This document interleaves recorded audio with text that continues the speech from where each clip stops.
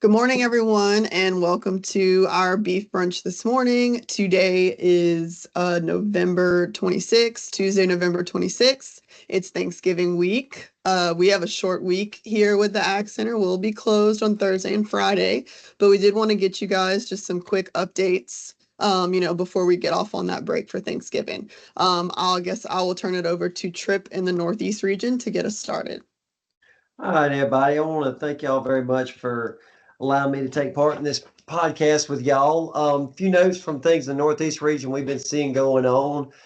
Seeing a good bit of grass that was planted late September, early November that is now up and doing pretty well. I've seen grass both on prepared seed beds as well as some overseeded ground that is up and looking pretty good. This warmer weather has really given an opportunity for the ryegrass to take hold and start taking off. After we've gotten a couple of frosts, I've seen producers starting to fertilize a little bit. I've gotten stuck behind a few buggies and gotten some calls asking folks trying to find some litter to put out. So that's showing signs that we're really about to get this grazing season off on the right foot. I've seen some irrigated ground over in the Delta that got planted early, if not on time, that is looking very strong. So if our weather keeps holding out on us, we're kind of on the right side of things now. We finally got a little bit of cooler weather in here this past week, which was pretty beneficial for us. I haven't seen damage in pastures, but I've seen a lot of food plots with some pretty severe armyworm damage. And whenever you're still fighting armyworms into November and having pressure on your ground, it's not a good place to be, especially whenever you're trying to get a young grass crop up and going. But like I said, I haven't seen extensive damage in pastures due to armyworms, but I've seen some food plots that got hammered pretty hard. One last note, here we're sitting almost at the end of November. Guys that are fall calvers, now's a good time to be really making your decisions on your bulls, making sure they're ready to go because we got a little over a month and you're going to be looking at turning them out. So if your bull's not in good enough condition to do his job, you need to be finding a replacement. We've already passed a lot of our production sales locally, but there still are bulls to be found, private treaty throughout the countryside. So if you need help locating a bull, feel free to reach out to us. We can help you get in touch with producers around that might still have some inventory available. And guys, that is about it for the Northeast region. Okay, thanks, Trip, for that update. I won't have too much just for our area.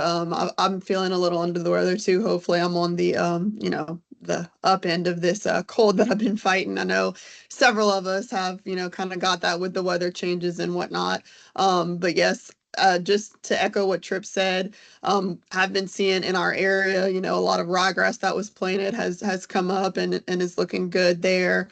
So we got a good bit of that in the area.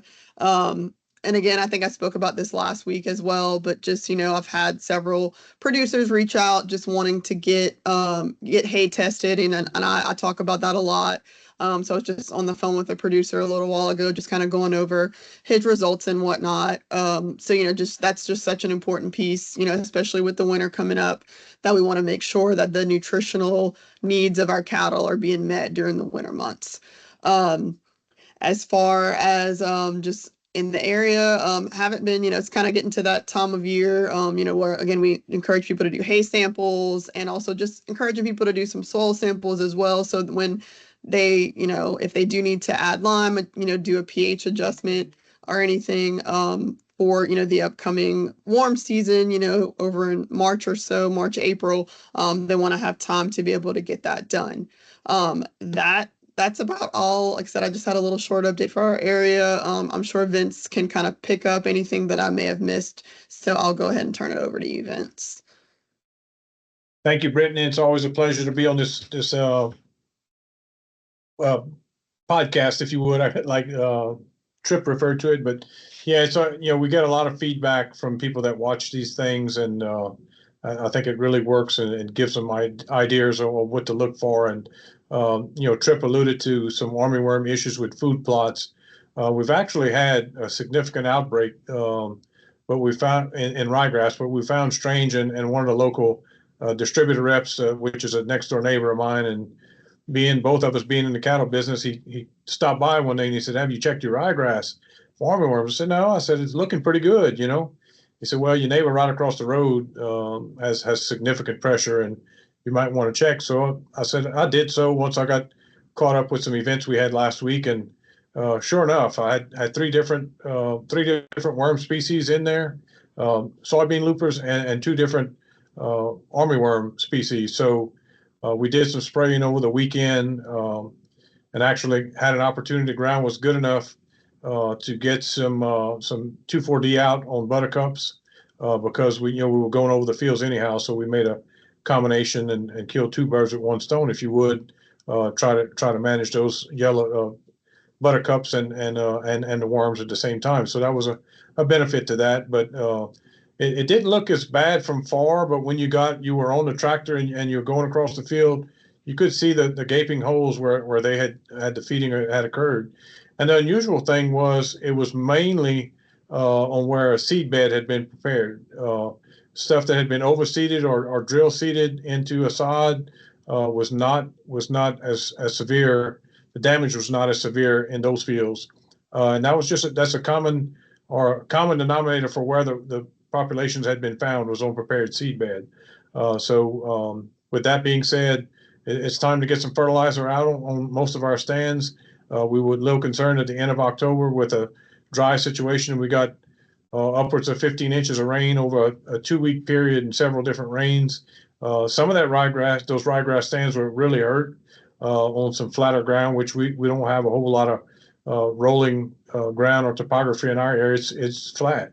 And we saw some stand injury because of standing water or saturation. And it seemed like the armyworms hit those areas the hardest. Where it's stressed, I think that's where we could visually see the hardest hit areas. And up in that Bunkie area, Whiteville area in central Louisiana, there's a few larger herds, and I went through that area on the weekend, and you could see the tracks of the sprayer had been through there. So it was obvious we had a pretty good significant outbreak there. So with that being said, it's time to get some fertilizer out on it. We're going to have some change of weather tonight into tomorrow. In fact, Dr. Strahan was up at his property in Arkansas. He told me earlier, and he had like a 30-degree swing in just an hour or so, from 70-something degrees to 40 degrees. And he said he was kind of cold on his tractor doing some work on his property there. So I was visiting with him earlier about an issue that I needed questions answered on. So, but anyhow, it's like Tripp alluded to. It's if you got short on bulls, it's time to get one in place, or multiple if you need them. A couple of those production sales are past us. Local bulls are going to be difficult to find, and people are still hung up on the idea that they don't want to pay the prices that bulls are selling for right now.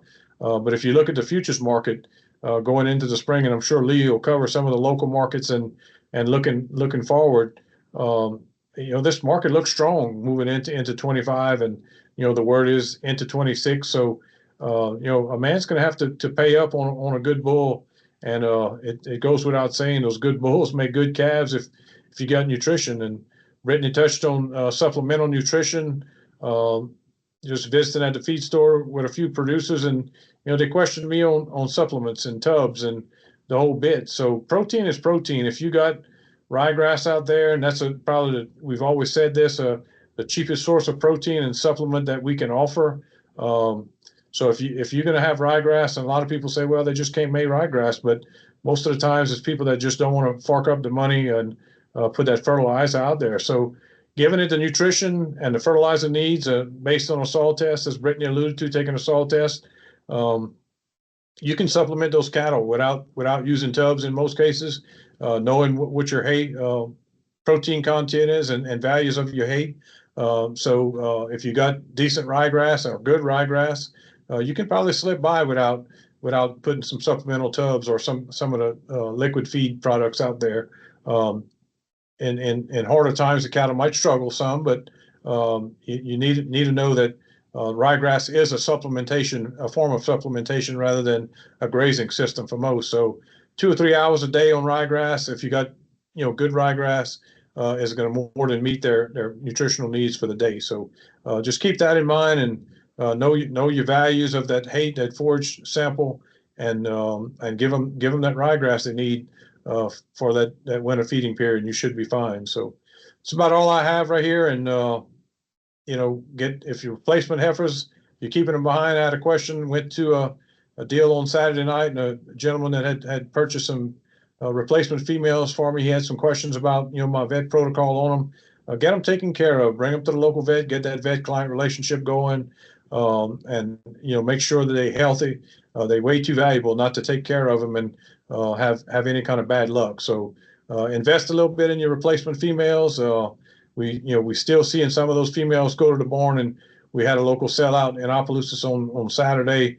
Producer getting completely out of the business, and those cows are skyrocket high. One of my neighbors was there, and he said top selling cow was $4,500 a pair, and they were 3 to 6 year olds, and they averaged in the upper threes. So even double X cows that were bred with 25 and 2,600. So it's there's still a lot of value in cattle right now. So take care of what you got. Make sure that you got them healthy, and give them something to eat, and make sure that they're healthy going through the winter period.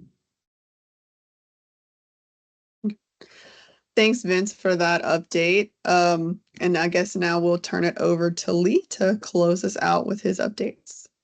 Thank you, Brittany and Tripp and Vince. It's very good to be with you all here today. My goodness, it doesn't seem like we've made it to the week of Thanksgiving, but here we are. And so jump right into it. We've had some very favorable weather in the last couple of weeks. We finally started to get some rainfall. Ryegrass in the winter forages looking mostly good. The warm temperatures during the day has definitely helped. We hadn't had much frost except for the last day or two. We've started to pick up some frost again. And that'll knock that grass back. It won't really hinder it much, but it won't be the perfect growing conditions like we've experienced. Could use a little bit of rain still. It's been a little while since we've had a rain event, and judging by the forecast, it may be a little while longer. They're talking about maybe some chances around Thanksgiving Day, but it's not looking promising as far as that goes. But we're definitely in a better place than we were a couple of weeks ago, even a month ago. We were definitely in a pretty tough place as far as that goes and everything. Something we hadn't talked a lot about, but is in this news report that is going around in the country. I think we mentioned it, Vince talked about it a little bit. Maybe I did too. And my memory as you age gets a little bit worse, Brittany and Tripp don't know anything about that. Vince and I do, though. Anyway, is the respiratory problems that we're experiencing on some of these weaned calves. Visited with a producer this morning, still having some issues, still doctoring a ton of cattle. I talked to a couple of different guys throughout the last couple of weeks that have made the same remark about how much time, effort, product they have used doctoring sick cattle. They have really thrown everything at them but the kitchen sink. Just it's been a bad year for it. These temperatures get up in we experienced from highs in the 80s, lows in the 50s. Boy, that really just eats into it and really hurts on that respiratory stuff. The good thing about it, and if there is a good thing about sick cattle, is the fact that we've got some tools at our disposal through your local vets and new classes of antibiotics, that have been released with that in the last couple of years that have kind of changed the dynamic just a little bit on these respiratory illnesses. I'm not going to say that there's any cures on them, but it's definitely helped when you're talking about treating them. And of course, the industry as a whole, and in Louisiana's beef cattle industry particularly, we've gotten a little bit better on vaccinating these calves and getting them ready and getting them some IBR BVD protection before we wean them. And so the industry is moving in the right direction as far as that goes. Been fairly quiet around here. Not a whole bunch of cattle moving as far as to sell. You're seeing just a little bit. Most of the people that have shipped cattle have already done it for the year. May have some that are holding some cattle into the next year for one reason or not, and most of them are proven to be pretty wise based on the markets and everything. I'll jump straight into the market reports and tell y'all what I'm seeing here. This data, I wish I had more data on this. I don't. I'm categorizing it medium to low confidence as far as data for this report, but I'll give you what I got anyway, for what it's worth. 500 to 600 pound steers. And this is data from the last 2 weeks. So since our last news update, this is the data on cattle sales in Louisiana. 500 to 600 pound steers. Average of the prices was $2.11 per pound to $2.93 per pound. 5 to 6 weight heifers, $2.03 per pound to $2.58. Cull cows, 96 cents to $1.25. Cull bulls, $1.19 to $1.53 per pound. Bred cows, the average of the high price paid on bred cows was $2,540, and pair cattle, $2,930. Now, that being said, before Vince shoots me, before I give you the percent change on this, I would like to mention the fact that I've heard some outline reports like Vince was talking about that $4,500 pair. I've heard some reports of some $4,000 pairs and some $3,000 to $3,500 bred heifers. So they're out there, folks. Some people are giving it. Anyway, back to the report. As far as percent change from this report to last, this report saw a 5% increase in the price on the 5 to 600 pound steer calves. On the 5 to 6 weight heifers, they saw a 1.99% increase. Cull cows experienced a 3.9% decrease. Cull bulls, a 1.4% decrease. So that just plays right in with everyone that I've talked to that's within the cattle industry and in the sale barn business. I've talked to several of them, and they say the same thing, that the calf market is strong.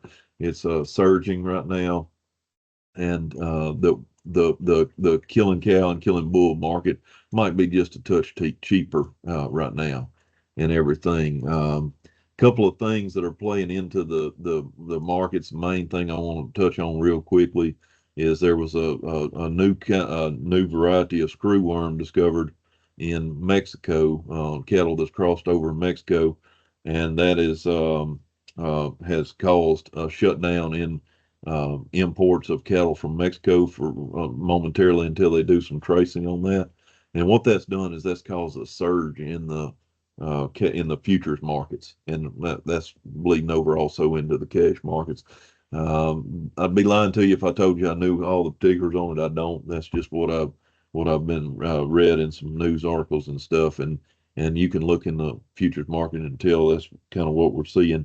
So that's one thing that's maybe playing on the price of these calves a little bit, and one factor that's going to play into the price of calves moving forward into the future. Of course, this week will be a holiday shortened week, so local livestock auctions in Louisiana will be shut down this week for the Thanksgiving holiday. But that's a big deal, folks. If they shut off supply of cattle coming out of Mexico, we import about 100,000 head of calves per month in from Mexico, and so that can really swing things, and that's going to cause these sales to look favorably on these Louisiana calves whenever they do open up after the Thanksgiving holidays. With that being said, I'm going to wrap up with just wishing everyone a happy Thanksgiving. Thanksgiving is one of my favorite holidays. In fact, the favorite holiday, and not only because we get to eat and everything like that. I'm a big fan of eating Thanksgiving meal, although I wish we could substitute beef more often than turkey. I'm not a big turkey fan. Never have been. That may offend somebody, but it doesn't offend me. But I've got to think about it in the cattle industry in Louisiana. We've got a lot to be thankful for this year, and we've got a sure enough lot to be thankful for compared to other years. You know, the cost of our inputs has moderated a little bit. I'm not going to say that they've totally subsided, but inputs have moderated just a tad. This cattle market continues to show strength and resiliency, and this is just a fantastic market we're in right now, folks, especially for this time of year. I can't say enough about how strong this market is. Is it going to last forever? No, for sure. It will not. But it's looking good right now. And so that we definitely got that to be thankful for. We of course got a good weather pattern we're in now. We've kind of moved out of this drought, and it's looking like we're going to get some rainfall. Hadn't been really cold, so things are looking up. We've got a lot to be thankful for day in and day out. And I've got a lot to be thankful for. And lastly, I'm very thankful that I get to work with a group of individuals that I get to work for on our LSU Ag Center beef team, work with a group of caring individuals that really are passionate about the beef cattle industry in Louisiana and that are passionate about helping the producers. And that's the most important thing. That's why we're here, is to help our producers out. And so I work with a group that that holds the beef cattle industry in high regards and that's really cared and committed to its success, because you won't find a better industry within Louisiana and within Louisiana ag, in my opinion, than the beef cattle industry within our state. So with that being said, Brittany, I'll turn it back over to you. Thanks, Lee. And you just reminded me that at our Extension Summit conference that we had a couple weeks ago, Lee and Dr. Edwards were both recognized with some pretty big awards. And we're very proud of them, and we're very proud to work with them and have them on our team, and to have y'all, as mentors and leaders. So we appreciate you and just wanted to give you that shout out. So just a couple of announcements coming up. So on December 13th, we do have the Louisiana Forage Conference that's happening over in Alexandria at the State Evacuation Shelter. You can register for that on the website for Louisiana Grazing Lands Council, lglci.org, I believe, and go to their events, and the registration information is there, along with the agenda. Have some pretty good speakers, it looks like, lined up, and topics. We have a speaker coming from Mississippi State to talk about regenerative agriculture. And also there's another one that I thought was interesting, is going to be grazing sheep under solar panels. So those were two that really stuck out to me. So we're looking forward to that. And of course, I think we are all, excited about an opportunity to just bring producers and industry people and our Ag Center coworkers here just together in one place from all over the state. I think we really enjoy those networking and learning opportunities there. And then also right now, and y'all can find more information about this on our website, in the southeast part of the state, Dr. Gary Hay is hosting a Master Cattleman class in St. Helena Parish that will start on January 20th. And that's going to take place on Mondays. So for more information for that, just go to our website, lsuagcenter.com/beef cattle, and navigate to the Master Cattleman page, and you can find more information about that there. We hope everyone has a safe and happy Thanksgiving, and we look forward to seeing you next time. Take care.